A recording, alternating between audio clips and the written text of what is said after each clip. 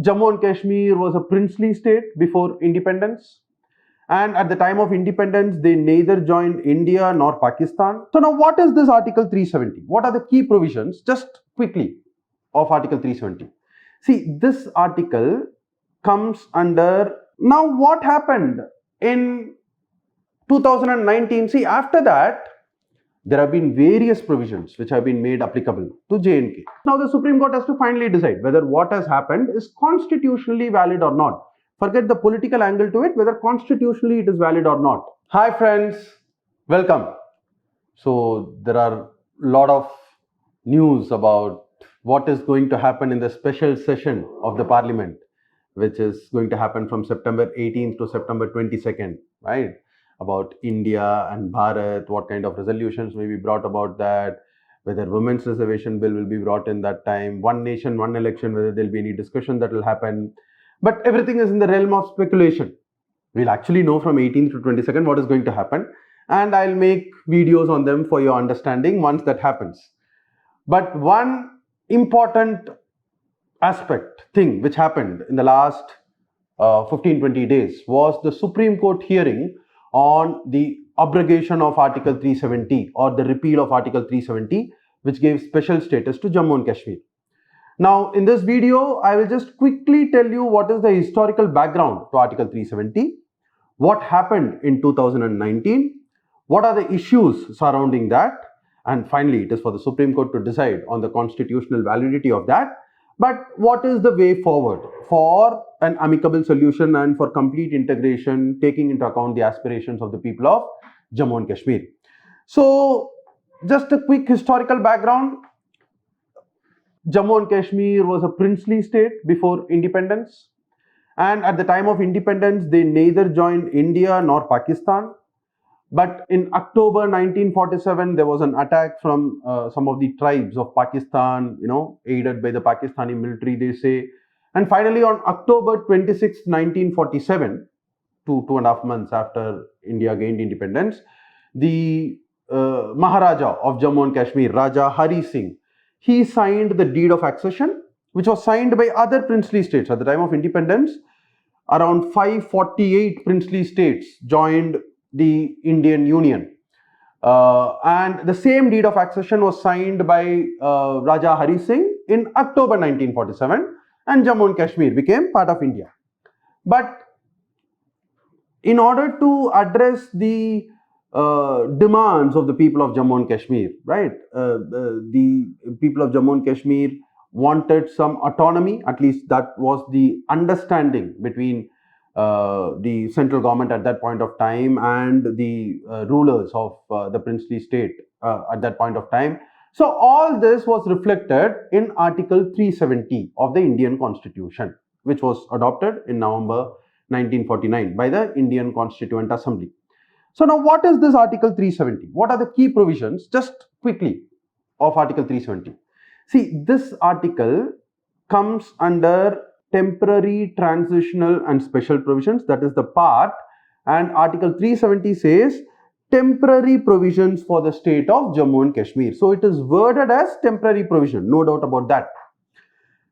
And it says Article 1 is India, that is Bharat, shall be a union of states. Now that is the debate all about, after the invite of G20 and all that. Anyways, after the special session, whatever is going to happen in that, we will discuss about it. I think both the names will remain, but maybe preference to one over the other. That's a separate debate. We'll look at it after that happens in the special session.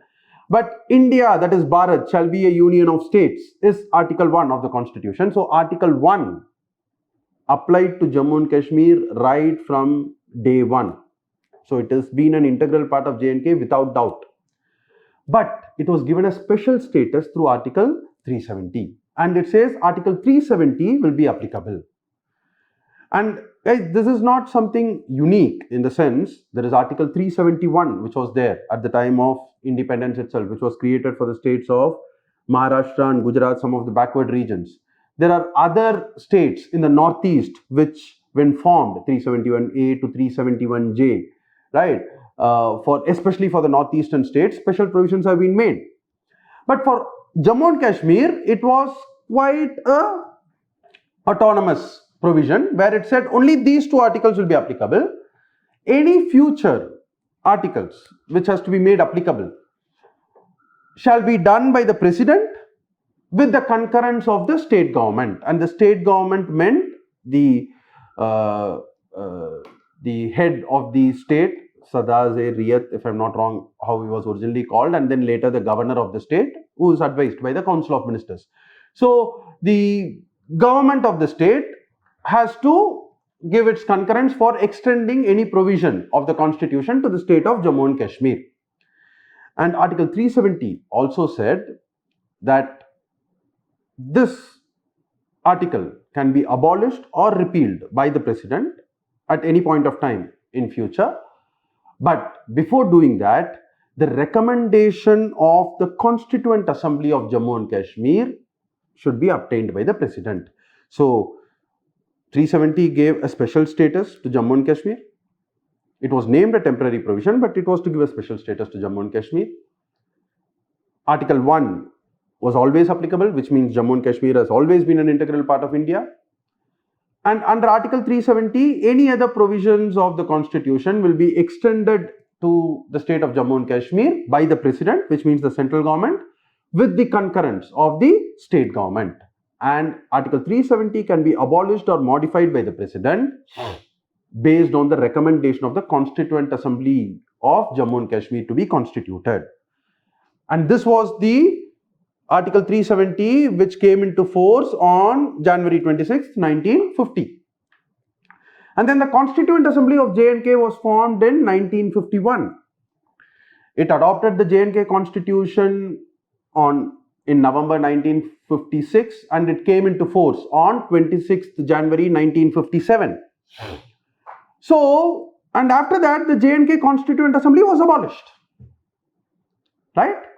So, now what happened in 2019? See, after that, there have been various provisions which have been made applicable to J&K. Right? There was a presidential order which was made in 1954, which made some exceptions to J&K. Fundamental rights was made applicable to J&K, but directive principles of state policy was not made applicable. Article 3, which allows a state to be reorganized by the parliament, was not made applicable to J&K without the concurrence of the state. There were various other provisions, some of them which were made applicable subsequently. Even when the state was in president's rule, through the parliament resolutions, some of the provisions of the constitution were made applicable to J&K. But those were all for modifying or applying any of the existing provisions of the constitution to the state of Jammu and Kashmir.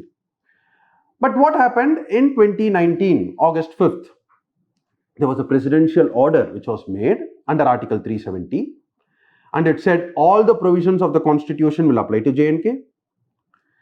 The reference to Constituent Assembly in Article 370, we saw in the previous slide, 370 says President can abolish or modify Article 370 only based on the recommendation of the Constituent Assembly of J&K. Now, Article 370, this order of the President made a clause for interpretation and said the Constituent Assembly of J&K, and this was actually a clause which was added to Article 367 of the Constitution.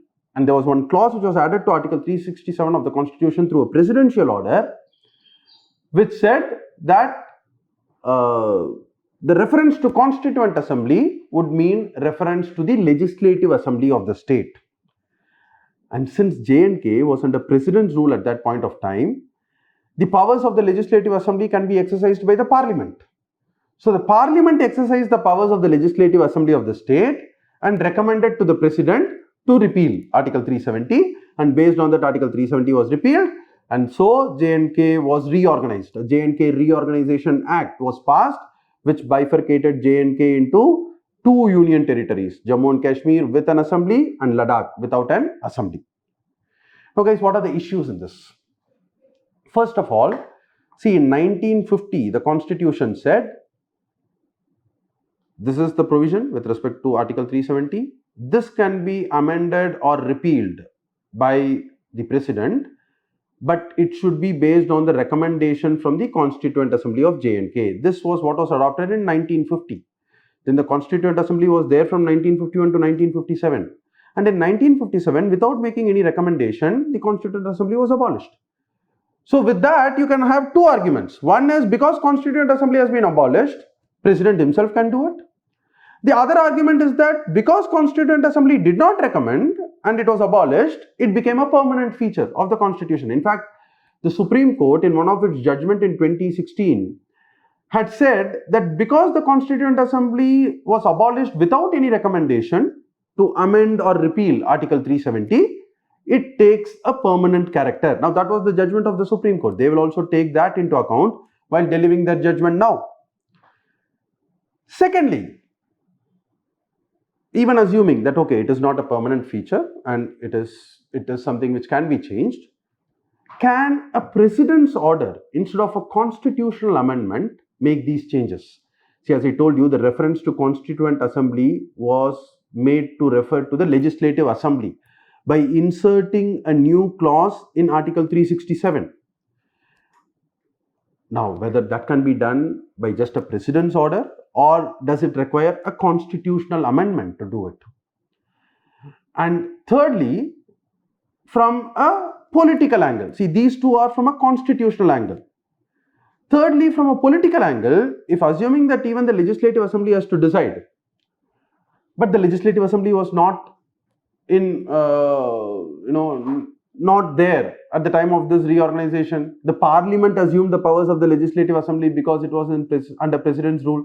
So such a huge reorganization without any representation or representatives of the people of J&K, the Legislative Assembly members would have been elected by the people of J&K. Without their representatives, whether the Parliament deciding it, whether that is something which can create issues or which is appropriate. Now, these are some of the issues. And the Supreme Court has heard this in detail. There are arguments for and against each of them, right? I'll not get into the nitty-gritties of all those things. Now, the Supreme Court has to finally decide whether what has happened is constitutionally valid or not. Forget the political angle to it, whether constitutionally it is valid or not, right? And the Supreme Court may look at it from its past judgments, from a doctrine known as doctrine of proportionality, which weighs actions with the expected outcomes, whether it is proportional or not. That may also be applied by the Supreme Court while delivering its judgment. But finally, let's wait for the Supreme Court judgment on this matter, right? I wouldn't want to speculate what they are going to say, but that has to come from the Supreme Court.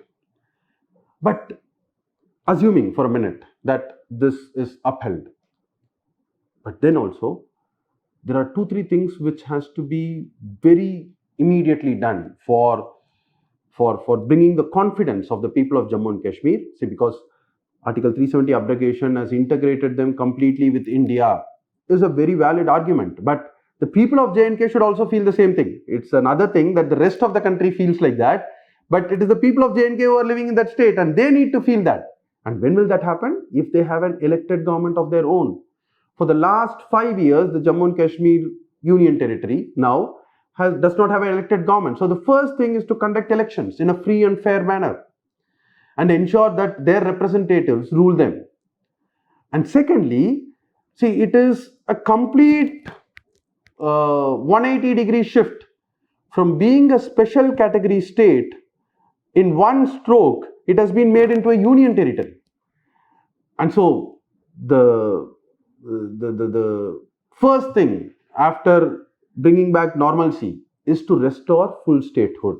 The Supreme Court has also asked the centre, when will you restore full statehood? The centre has not committed to a timeline. Of course, there are pragmatic issues which may be there, but it should be a sincere effort of the government of India to restore full statehood and of the Parliament to restore full statehood to Jammu and Kashmir at the earliest, and then based on the requirements, special provisions can be made for considering the local requirements of the people without affecting the overall integration with the country.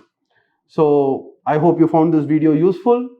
For the UPSC aspirants, the historical analysis, and once Supreme Court delivers a judgment, an analysis of that may also be helpful to be well prepared for, as it is a potential question in your mains exam. Thanks for watching. I'll see you again with another video soon.